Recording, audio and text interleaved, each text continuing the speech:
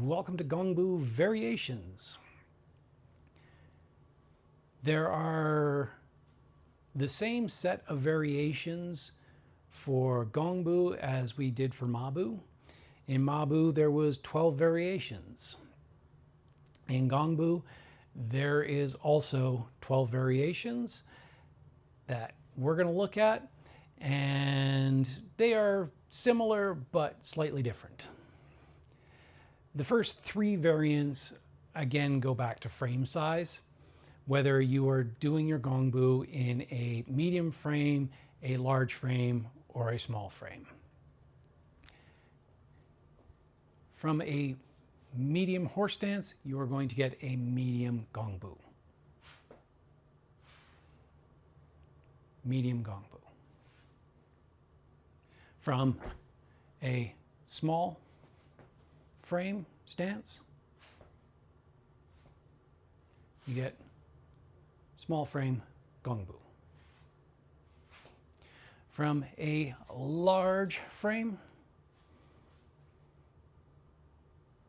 driving out with that rear heel, you get a large frame Gong Bu. No different than Ma Bu in that respect. The next variants are essentially whether we are going to be having our weight sort of equally distributed over our foot again, or we are really concentrating our mind into that bubbling well point in the center of our foot, just behind the balls of our feet, in between the first and second toe. And externally, that's not going to look much different in any respect. Whether I am thinking of my weight settling across my feet, as in I am rooting down into this stance and I am letting everything sink through. So if a bus were coming this way to hit me, I'd just be able to like punch it right back and I wouldn't move. Or I want my mind really focused and concentrated on that bubbling well point in the center of my foot, i.e., I want this stance to be able to move so that my legs can very easily shift. I can pick up my feet, I can move them in any direction. I have a certain lightness and springiness about it. Although in that case, if a bus were coming for me and I had those points, bus hits me, I go flying. So not quite as rooted, definitely not quite as rooted. The idea is basically switching between a structured, stable stance, rooted, and a mobile stance. That's really just a mindset thing, and something we need to be able to freely shift between and at a moment's notice.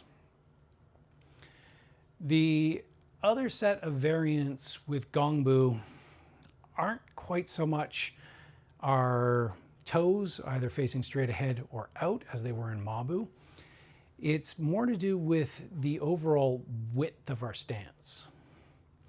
So far, the way we've been getting into our Gong Bu is by standing on a line in a Ma Bu and rotating 90 degrees. And if I do that from the side, rotating 90 degrees, I wind up with a very narrow stance. My heels are still basically on a line, and my forward orientation keeps everything very nice and neat and narrow.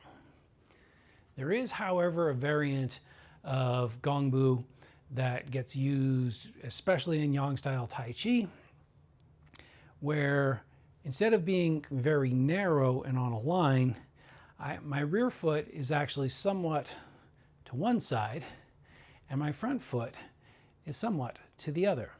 And now you can see we have a fair amount of width in between our legs. This is still absolutely a Gong Bu. It still maintains those same characteristics of my rear foot being on a 45-degree angle, my front foot more or less being straight ahead, and I am still driving through that rear leg, and most of my weight is on my front leg. My knees are directly over my toes and not passing it. This is a Gong Bu. It's just a different variant of it. So for Gong Bu, we have medium, large, and small frames. We have rooted and mobile stance, basically foot feeling, and we have narrow and wide. We haven't really gotten into the wide or how it comes about yet, so let's cover that now.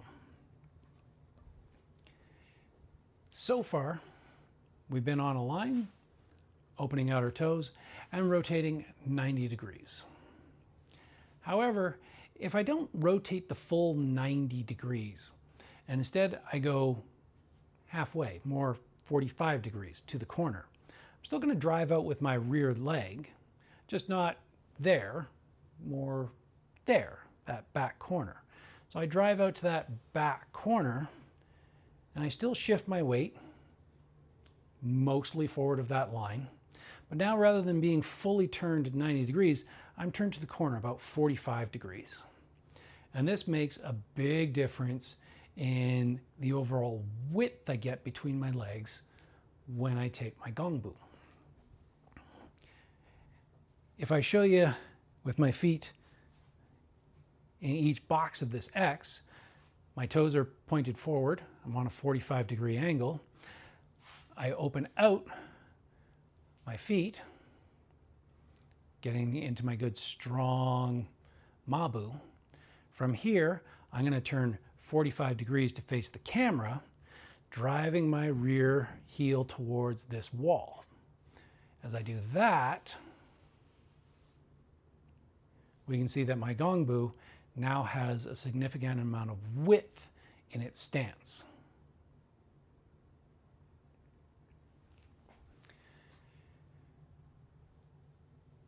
Other than that, all the connections remain exactly the same. It's just a difference in width. Both of these stances, either the narrow or the wide, are useful in their variants. The narrow stance tends to get used a lot more in weapons forms, and the wider variant winds up in a lot more empty hand sort of situations. And the reason is pretty simple. If we take a narrow Gong Bu and I'm facing my opponent straight ahead, I have a fair amount of very easy motion through my hips that I can turn basically 90 degrees to one side. If I go forward, to get to the other side though, I have very little rotational ability left. So I can rotate very strongly to one side, but not the other. If I shorten and widen up my stance, as in a wide frame Gong Bu, now I have at least 45, if not more, easily accessible to me in my hips this direction. And I also have about the same going this way. This allows me to move pretty freely left and right in a way that I cannot move as freely if I'm in my narrow stance. I still get a lot of this, very little of that. Because of that, the wider stance, again, it gets used in the empty hand sort of thing. A lot more duels, competitions, tournaments, your unarmed bodyguarding sort of thing. And the Narrow stances, especially where you want to provide a very narrow profile to avoid getting stabbed and stuff, tends to get used in more of the weapons forms. However, you will probably find both variants in both types of forms.